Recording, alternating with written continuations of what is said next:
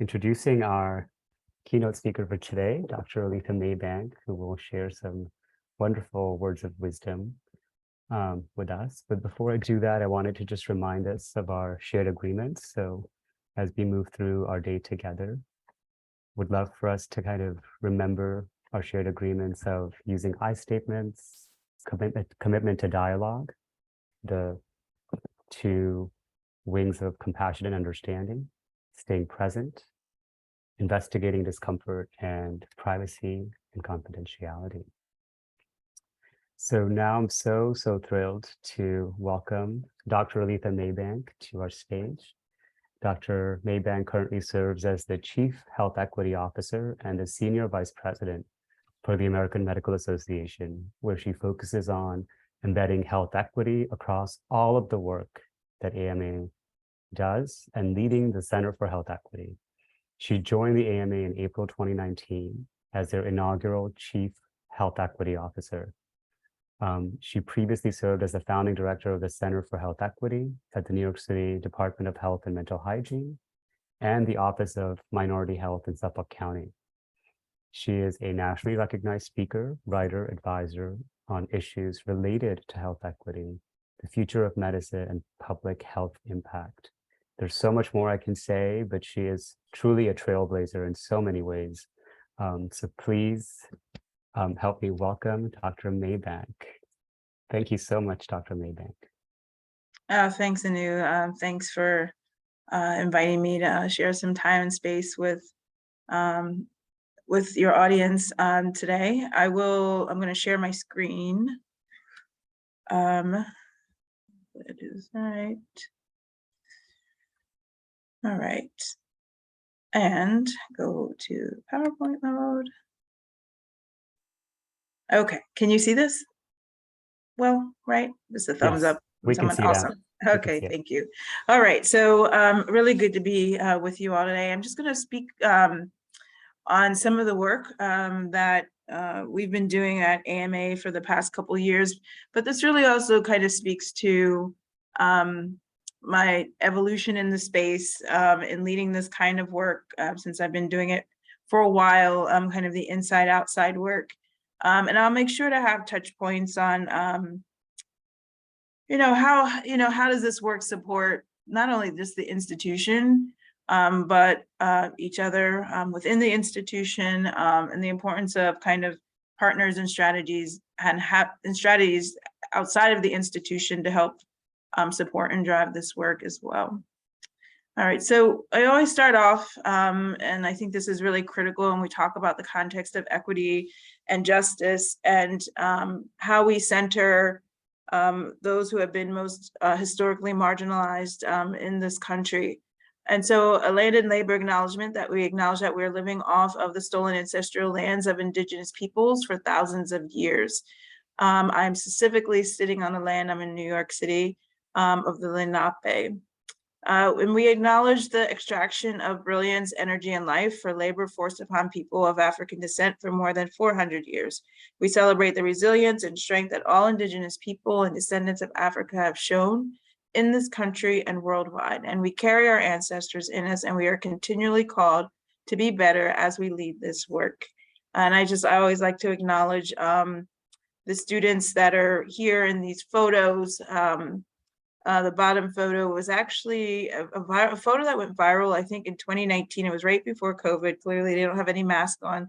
Well, people don't have masks on today in different places too, but this was before COVID. They were med students at Tulane, and they went to go visit the Whitney plantation and honor their ancestors that were close by. And then on the top are students that Indigenous and Native American students who are getting an opportunity, who are interested in medicine, but getting this critical opportunity to be a part of a pipeline program to help support and ensure that they actually get into the space of medical school. That has been very exclusive for Indigenous young people, but as well as for Black and Latinx people as well.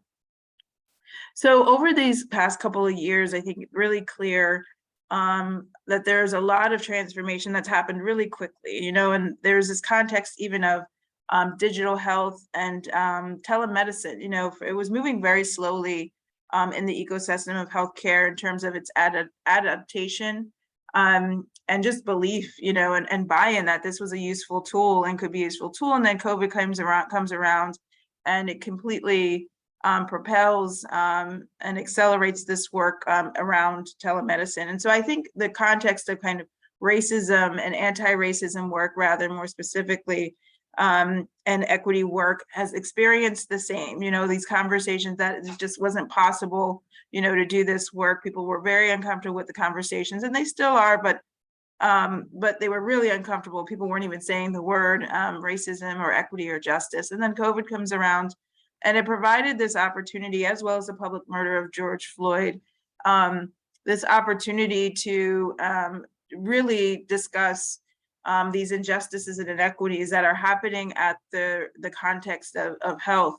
And I think probably, the mix of social media with that also helped. There were a lot of health providers that were called into the media to really elevate this context and this narrative of injustice, that these inequities are being experienced, but not just that they're being experienced. It's also in the context of shifting the narrative from blaming the people who are experiencing them to looking at the systems and the structures and the laws and the policies that exist that actually create them and sustain them. And then the culture and the people and the historical legacy that also have created and consistently still create and sustain those as well.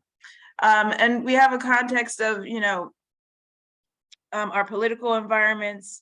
Again, the narratives around COVID, as I mentioned, that all have contributed to this elevated consciousness, and importantly so, around, what does injustice look like in this country beyond those who are actually experiencing the injustice. I think those who are historically marginalized, whether you're a woman, a person of color, identifies LGBTQ, person with disabilities, we have a sense. There's a sense of what these injustices have looked like to some level, and we talk about them, we discuss them, we know they're there. But the context of this broader inclusion of those who don't identify as that, so those who are white or male, cisgendered, in quotes, able-bodied, that discussion doesn't happen. It's not explicit, and it's been a hard discussion. And so, and especially in our institutions of whatever they are, whether they're health or education, media and communications, they are not talked about because we typically work in very white dominant cultures that have really worked to oppress elevating these realities. So I think, as I think about the work that has happened and evolved over my career and then over the last couple of years, there has been not only just a greater elevation, but I think a greater sense of solidarity and the importance of solidarity and community and compassion and coming together with one another to do this work, because it can't be done alone. It's never been done alone. No movement has been alone. And it's always been reliant and dependent upon the ability to bring people into the context and to bring people along and be with in terms of our advocacy to fight for injustice. And so I'm very explicit that this work I feel is about naming and calling not only just racism and all the other isms, but the white supremacy from the context of the ideology of it, the myth that there is a hierarchy of human value based on skin color, with white being on top, which is so pervasive throughout all of our systems, as well as the context and the intersection of patriarchy as well. And that, it's not just making these injustices visible by just the data, but what else is operating as it relates to power. And I know many of you who are engaged with Breaking Bias, know a lot and have the conversation around power and its importance, because that shows up in the context of any of our systems. And that this critical work, as I'm learning, and I don't know if this is a positive or a negative, but there's a reality that there's a large part of this of just trying to get and convince people to care about other people and other experiences outside of their own in order to drive change, in order to open those hearts and minds that we need to happen in order to do things differently and to do things better. Many of us, there are many times where, I get the sense and I get the resistance of, why are we doing this? This isn't my role. And I always just feel this is a very powerful quote by Isabel Wilkerson. And I know Anu has aligned very closely with this book as well. And it's a wonderfully powerful book, but I always felt this quote of hers is very clear about where we came from, who we are, and where we need to go in our responsibility, and the reality of that. Even though we didn't build this house, we're here, we understand that it harms people. So what are we collectively going to do in order to kind of, again, drive change and to be better, to see and share humanity in different ways, and to love, actually, at the end of the day. We understand the context of love in terms of our families and our friends, and in very real ways. But I don't feel we get to a space of justice unless we understand the context and the depth of what love means, and love for ourselves, again, and love for other people and communities. So at AMA, that I've been here now for almost 3.5 years, we launched a strategic plan back in 2021, to really push forward and lead with racial justice. I lead with racial justice often because that's the hardest area for people to talk about and to discuss.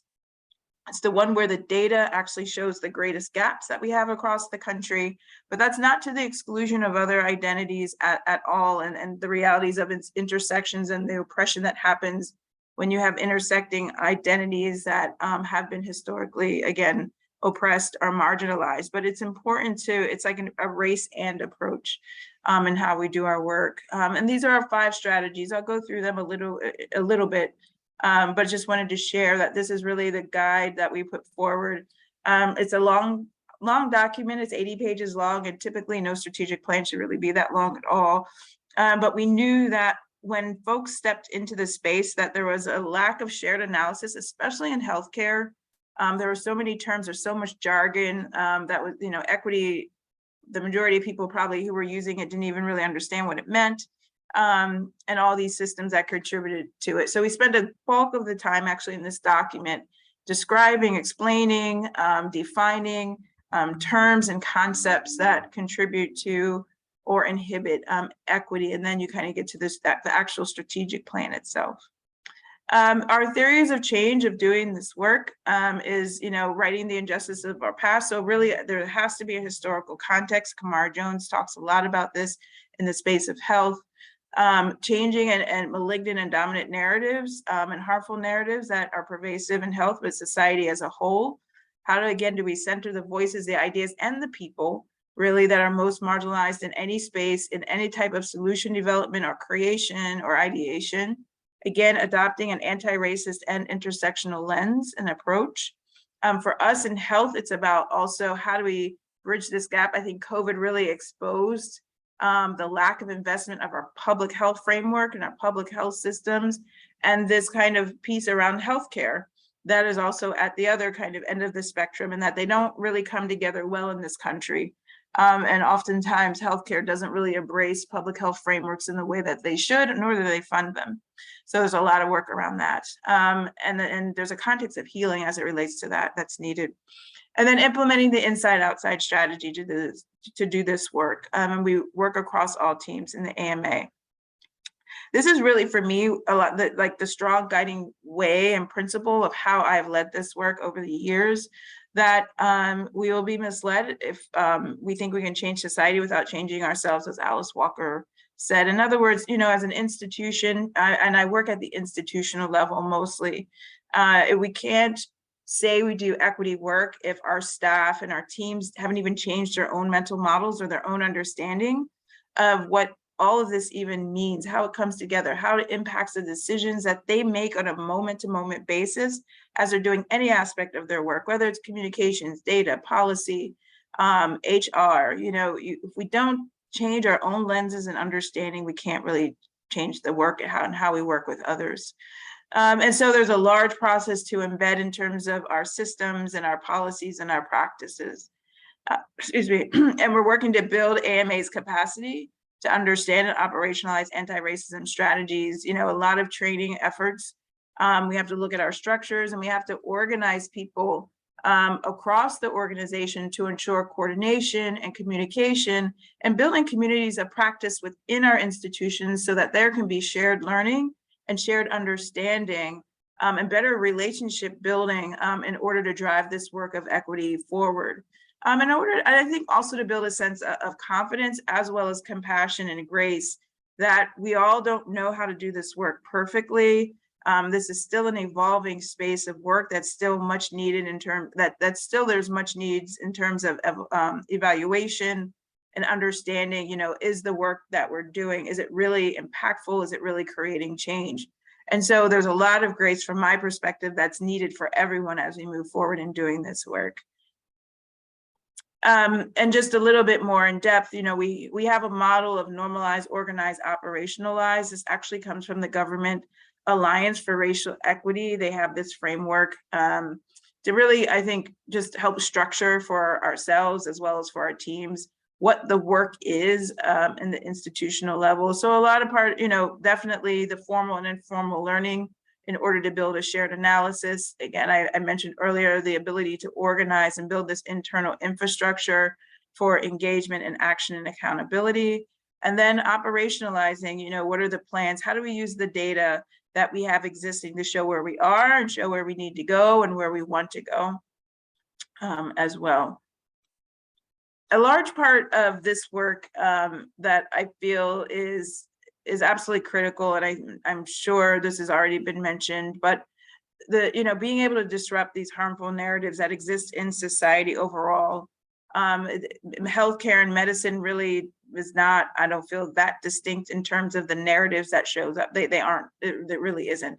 But this concept in this context in this country and this myth of and the realities of propelling language around individualism and lifestyle choices, and it's really up to the individual and the single person to make a right or wrong lifestyle, or to do good for themselves. But the reality is that we make decisions based on whatever the conditions and the realities are that are around us. So whether it's what happens where we live, our ability to be able to where we live, but what is in the spaces that we live, the jobs we can have, the transportation that's around, all of those impact our decisions. And all of those decisions that set up those conditions are made by oftentimes other people that aren't even connected to who we are. And then the context of othering and the picking ourselves up by our bootstraps, which are kind of related to the individualism.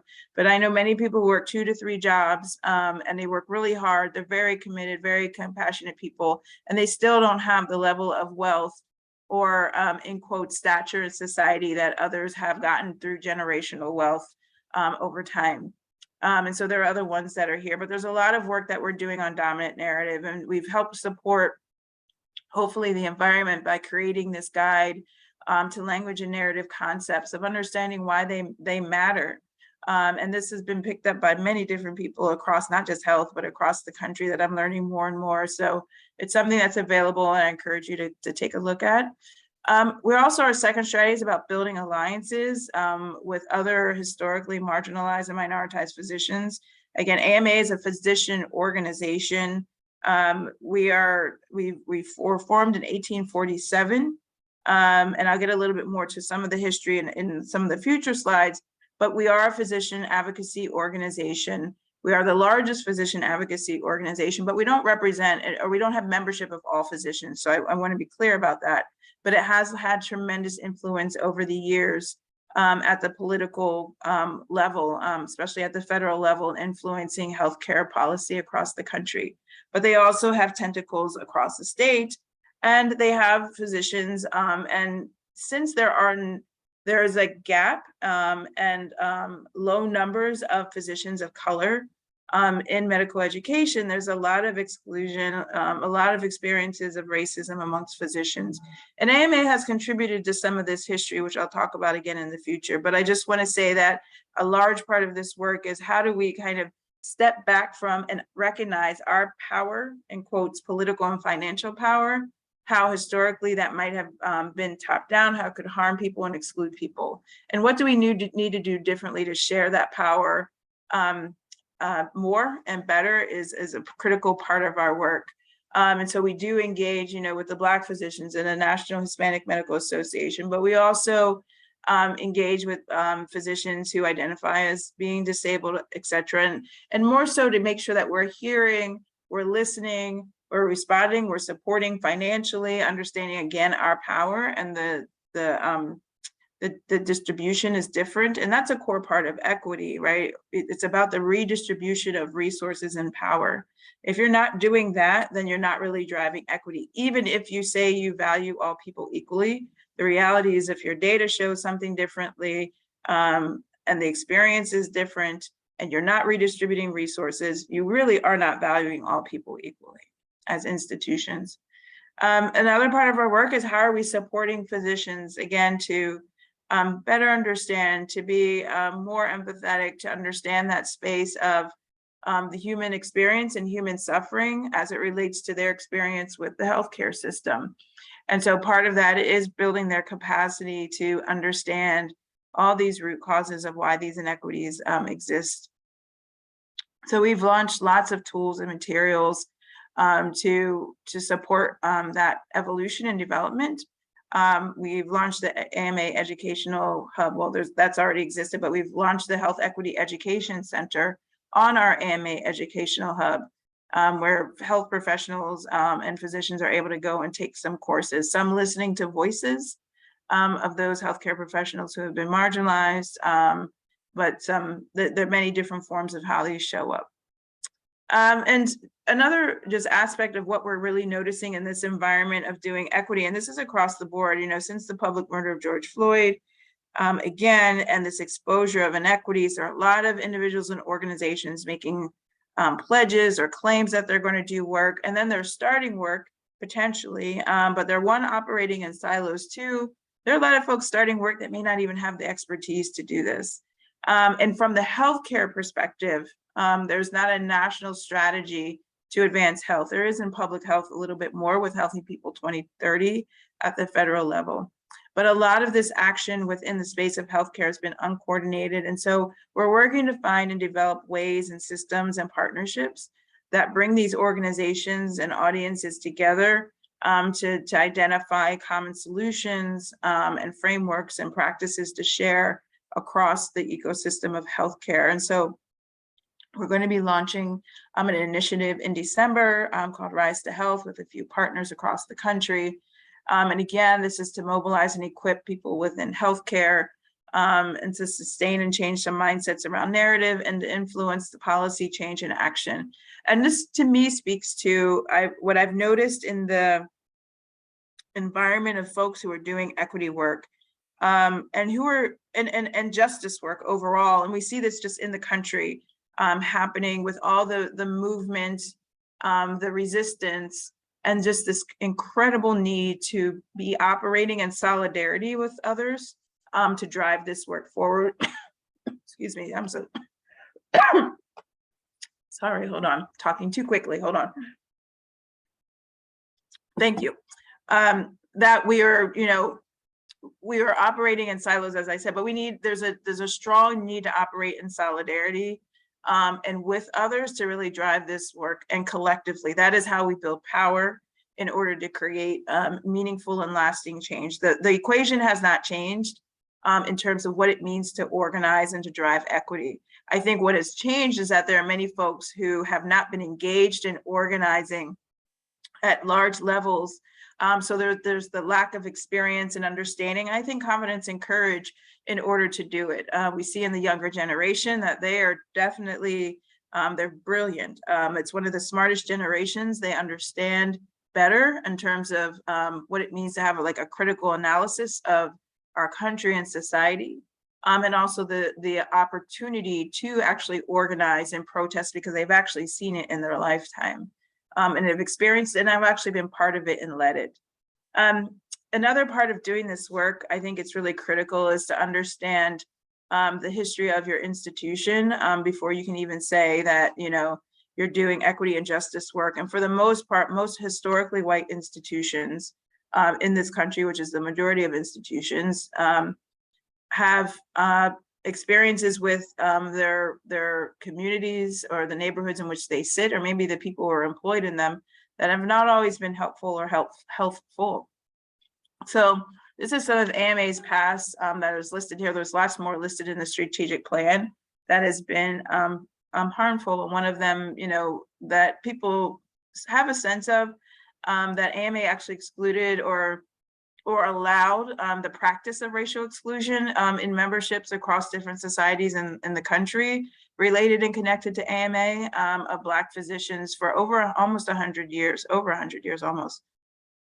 And that has had tremendous impact on initially actually physicians' ability to get hospital privileges to actually even practice medicine. You had to have an AMA membership back in the day in order to get hospital privileges, which is a tremendous amount of power for an institution. That does not exist anymore.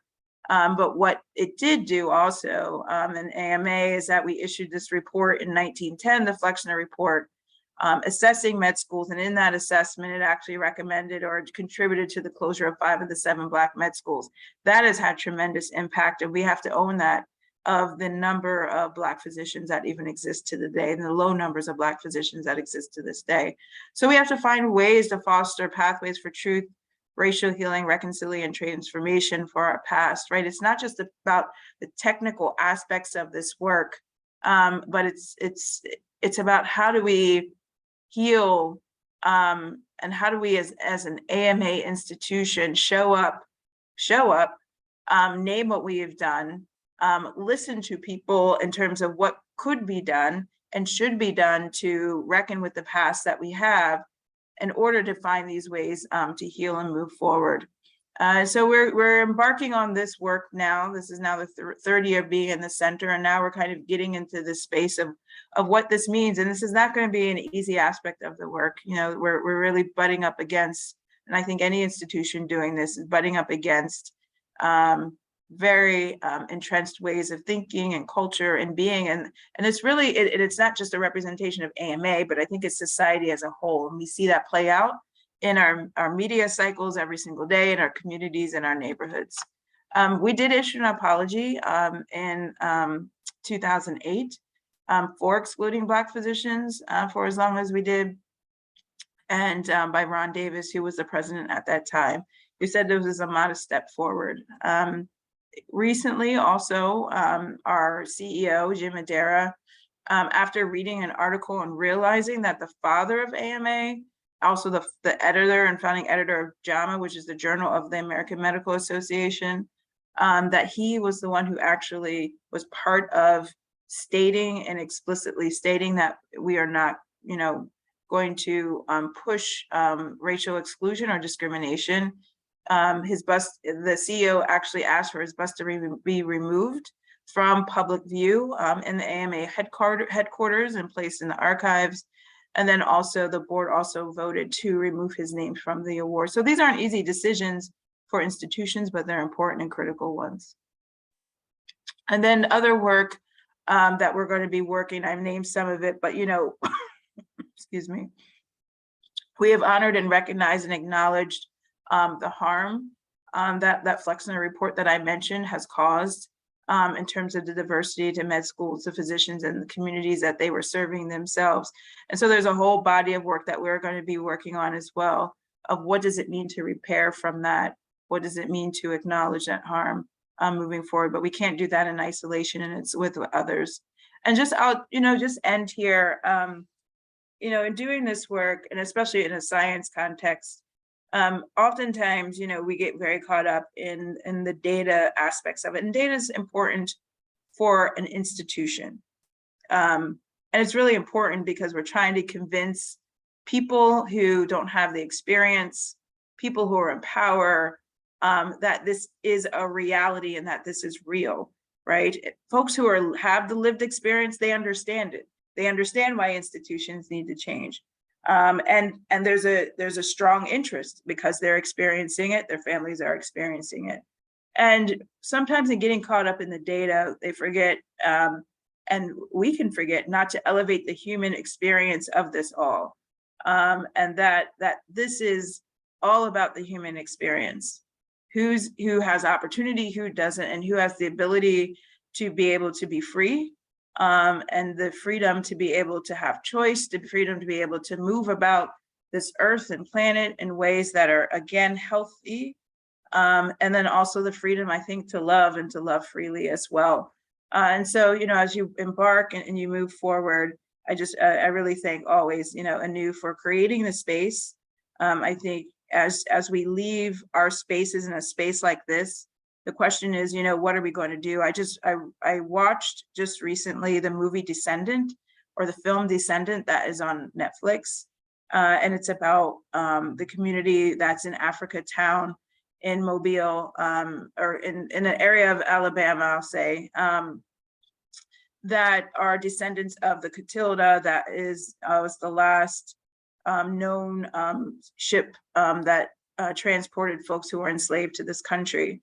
And the film it's a remarkable film, but there's one scene where one of the descendants visited the National Museum for Peace and Justice in Montgomery, Alabama.